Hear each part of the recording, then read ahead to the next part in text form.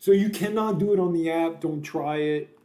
And don't watch other YouTube videos because they blabber too much. Hit the like and subscribe. All right, just go to outlook.live.com. You've got to do it on a browser.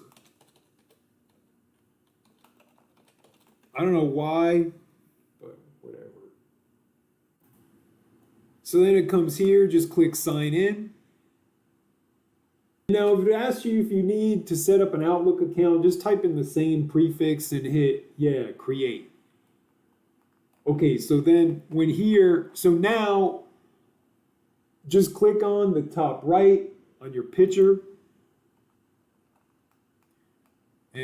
And then, so you can either click on my profile or just go direct, hit this picture, boom, hit that, and then you'll be able to change it from the picture.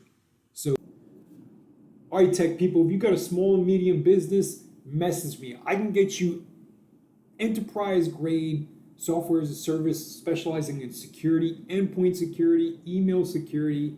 Break it up for affordable, $2-3 a machine, and just as good a quality as the large big boys are using. So message me.